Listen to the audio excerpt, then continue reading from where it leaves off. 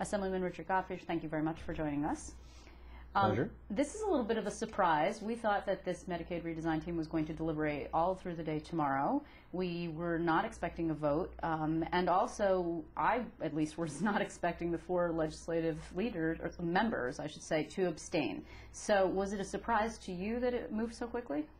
Well, the Friday meeting was just if we needed more time to talk. I see. The surprise was that we voted on the package today rather than having a few days built in to talk about modifications, what have you, and then vote this coming Tuesday. Mm-hmm. The plan all along was that there would be a series of meetings.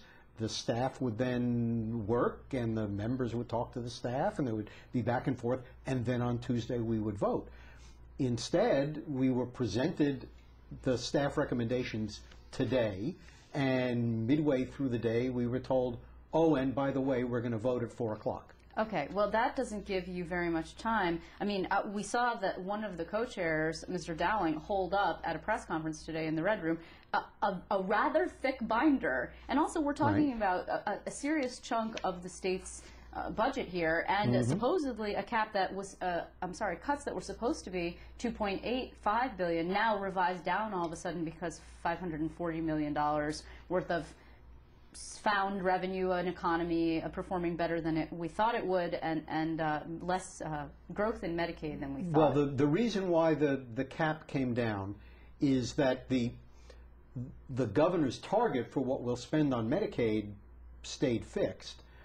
The main thing that changed was that the Division of the Budget re-estimated how many people were likely to come onto Medicaid in the coming year. That seems a little smoke and mirrors to me, though. I mean, an estimate is just that. It's an estimate. We don't know exactly how many people will come on to Well, Medicaid they roll. say it's based on estimates coming out of CMS in Washington as to what the economy will produce in terms of Medicaid recipients. There were a lot of people going into this who thought that their estimate of how many people would be on Medicaid in the coming year were a little inflated. So it's not surprising that they were able to bring that down a little bit.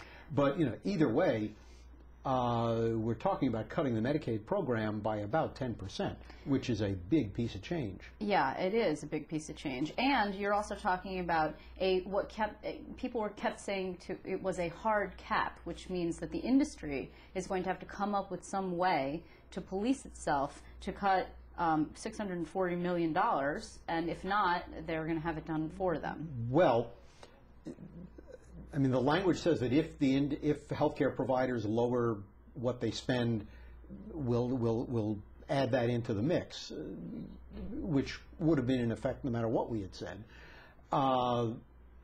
The health commissioner will, under the report, be given the authority to cut benefits, impose utilization limits, and cut reimbursement rates as much as he thinks necessary to meet the $2.3 billion. I think the commissioner is going to be doing a lot more than $640 million in cutting, because I think the $1.6 billion in savings that they're projecting, I will be astonished if more than a fraction of that actually shows up in savings in the coming fiscal year. Well, you actually were on with me not so long ago on the show and said you didn't think that this body was going to be able to get to $2.85 billion. Right. And now it's at $2.3 billion, and all of a sudden we have this report, and the governor is calling it extraordinary, and everyone's hailing it as a major accomplishment. Is it a major accomplishment? Well, what I've said is that the alternatives to simple MEDAX cuts would never come to 2.85.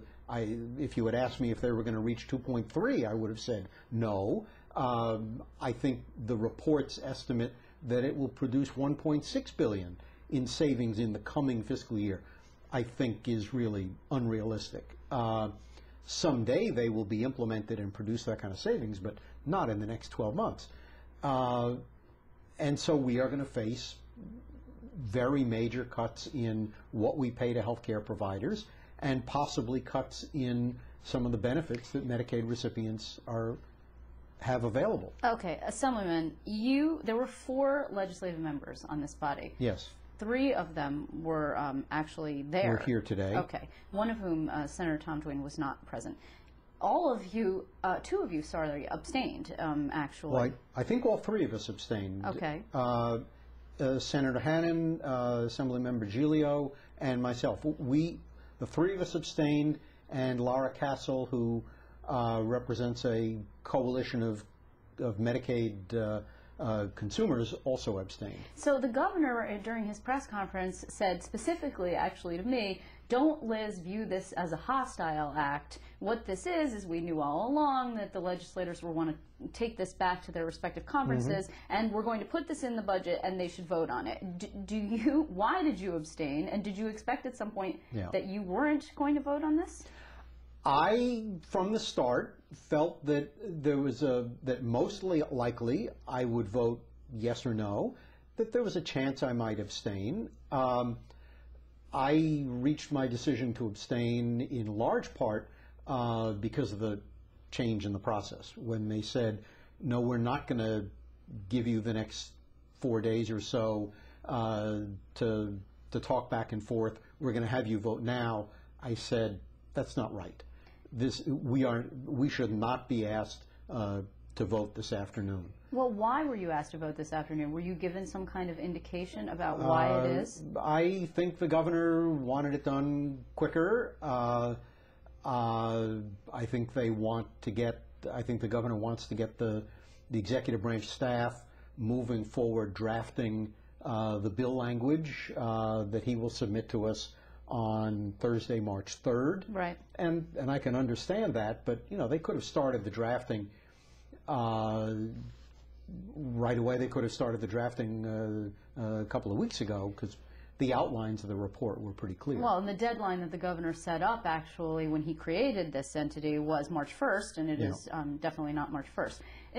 Do you think, how will this be received by, you can only speak, of course, for the Assembly Democrats, how do you think it will be received specifically in light of the fact that you and some others have been agitating for the millionaire's tax that might be able to, extension that might be able to offset some of these deep cuts? Well, I think the Assembly majority will continue to press that taxes on highest bracket New Yorkers ought to be part of the budget.